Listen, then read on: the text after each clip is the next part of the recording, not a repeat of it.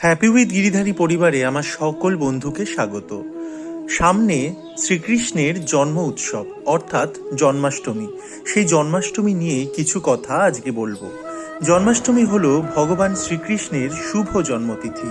ভাদ্র মাসের কৃষ্ণপক্ষের অষ্টমী তিথিতে রোহিণী নক্ষত্র যোগে কৃষ্ণ মথুরায় কংসের কারাগারে মাতা দেবকীর অষ্টম সন্তান রূপে জন্মগ্রহণ করেন। তার এই জন্মদিনকেই জন্মাষ্টমী বলা হয়। হিন্দু ধর্মাবলম্বী বিশেষত বৈষ্ণবদের কাছে জন্মাষ্টমী একটি গুরুত্বপূর্ণ উৎসব। এই উৎসব নানাভাবে উদযাপন করা হয়, যেমন ভগবত পুরাণ অনুযায়ী নৃত্য নাটক, যাকে বলা হয় রাসলীলা বা কৃষ্ণলীলা, মধ্যরাত্রিতে শ্রীকৃষ্ণের জন্মের মুহূর্তে ধর্মীয় গীত গাওয়া, উপবাস, দহি হান্ডি প্রভৃতি। রাসলীলাতে মূলত শ্রীকৃষ্ণের ছোটবেলার বিভিন্ন ঘটনা দেখানো হয়। অন্যদিকে দহি হান্ডি প্রথায় অনেক উঁচুতে মাখনের হাঁড়ি রাখা হয় এবং অনেক ছেলে মিলে মানুষের পিরামিড তৈরি করে সেই হাঁড়ি ভাঙার চেষ্টা করে।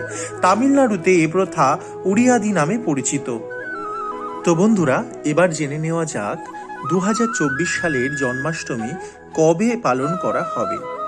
তো 2024 সালে জন্মাষ্টমী 26শে আগস্ট অর্থাৎ 9 ভাদ্র সোমবার পালন করা যাবে শাক্তমতে, এবং 10ই ভাদ্র অর্থাৎ 27শে আগস্ট মঙ্গলবার পালন করা হবে গোস্বামী মতে। এই অষ্টমী তিথি শুরু হচ্ছে সোমবার দিবা 8:36 থেকে মঙ্গলবার দিবা 6:49 পর্যন্ত। তো যারা যারা সোমবার করতে ইচ্ছুক তারা স্বার্থমতে সোমবার এই জন্মাষ্টমী তিথি পালন করতে পারেন। সোমবার রাত 12টার সময় সেক্ষেত্রে আপনারা শ্রীকৃষ্ণকে স্নান করিয়ে, অভিষেক করিয়ে, সুন্দর করে সেবা করে তাকে পূজা অর্চনা করতে পারেন। আবার অনেকে বৈষ্ণব মতে মঙ্গলবারও করতে পারেন। সেক্ষেত্রে বিভিন্ন মতবাদ রয়েছে। তো বন্ধুরা, আপনারা যে মতবাদে বিশ্বাসী আপনারা সেইভাবেই জন্মাষ্টমী পালন করতে পারেন। আমি এখানে বিশুদ্ধ পঞ্জিকা মতে যেভাবে লেখা আছে আমি সেটাই বললাম, বাকিটা আপনারা নিজের মনের মতো করে করতে পারেন। এবং অবশ্যই উপবাস করতে না পারলে আপনারা ফল, দুধ, সাবু খেয়ে থাকতে পারেন, এবং যদি সেটাও না পারেন তাহলে নিরামিষ আহার করতে পারেন। শ্রীকৃষ্ণের কাছে কোনো বাধ্যবাধকতা থাকে না, তিনি তো ভগবান, তিনি তো অন্তর্যামী, তিনি বোঝেন আপনার মনের অবস্থা। তো আপনি যেভাবে তাকে পুজো করবেন তিনি সেইভাবে গ্রহণ করবেন।